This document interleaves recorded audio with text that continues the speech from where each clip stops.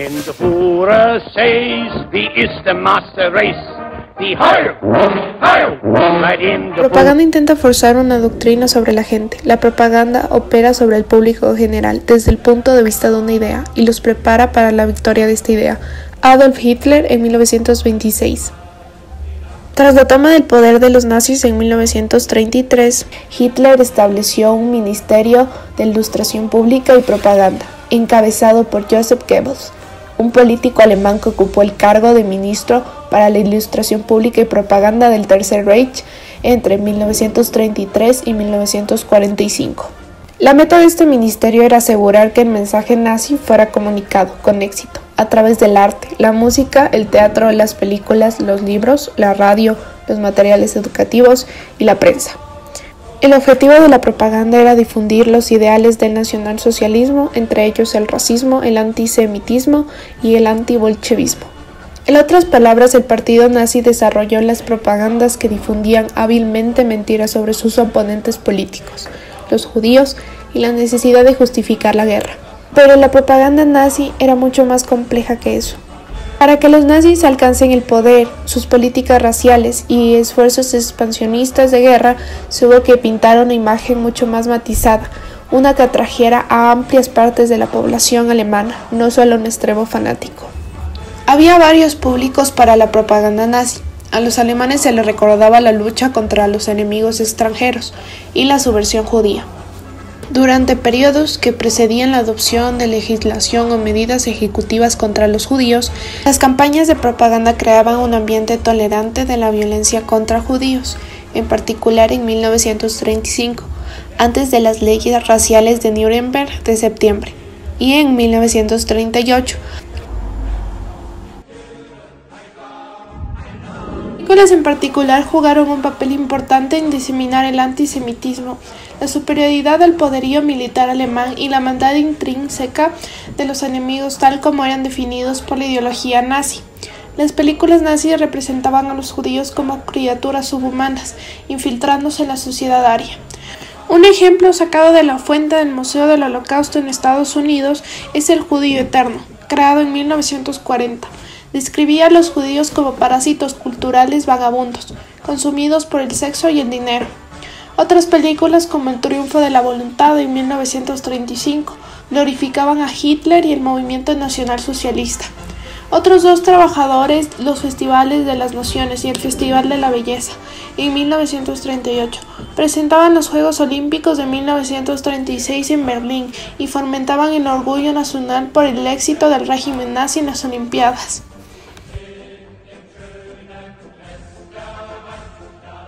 Los diarios en Alemania, sobre todo Der Stürmer, el atacante, imprimían tiras cómicas que usaban caricaturas antisemitas para representar a los judíos. Después de que los alemanes empezaron la Segunda Guerra Mundial con la invasión de Polonia en septiembre de 1939, el régimen nazi usó la propaganda para inculcar en los ciudadanos y soldados alemanes que los judíos eran no solamente subhumanos, sino también enemigos peligrosos del Reich alemán. El régimen intentaba obtener apoyo, o por lo menos asentimiento, para las políticas dirigidas a remover permanentemente a los judíos de las áreas alemanas.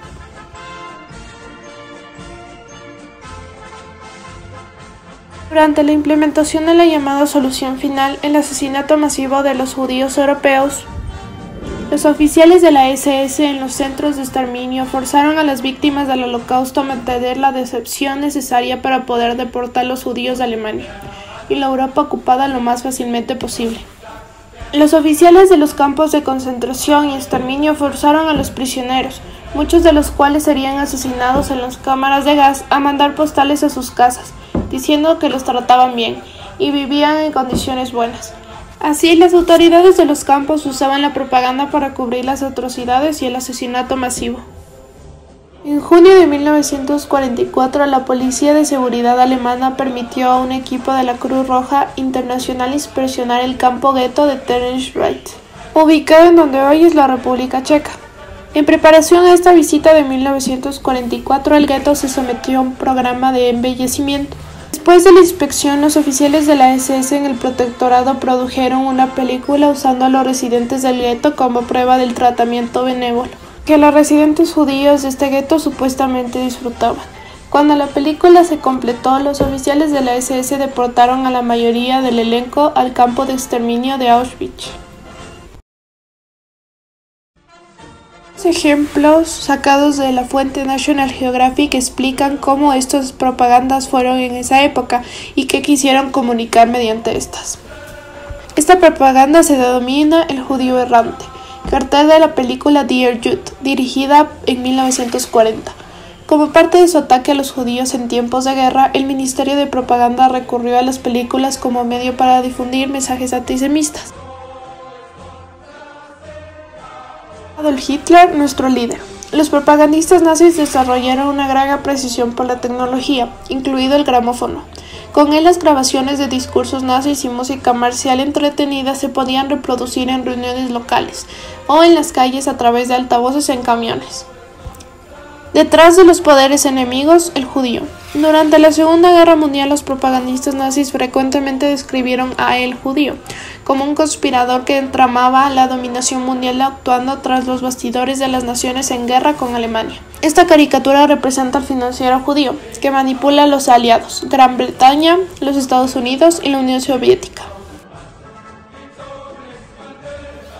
Vinnitsa. La propaganda antisemita nazi con frecuencia vinculaba a los judíos con los temores de sus audiencias alemanas y extranjeras.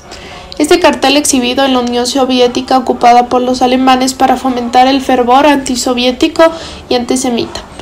Usa el estereotipo del sanguinario comisario bolchevique judío para asociar el judío con el asesinato de más de 9.000 ciudadanos soviéticos en Vinnitsa, Ucrania, una atrocidad cometida por la policía secreta de Stalin en 1937 y 1938.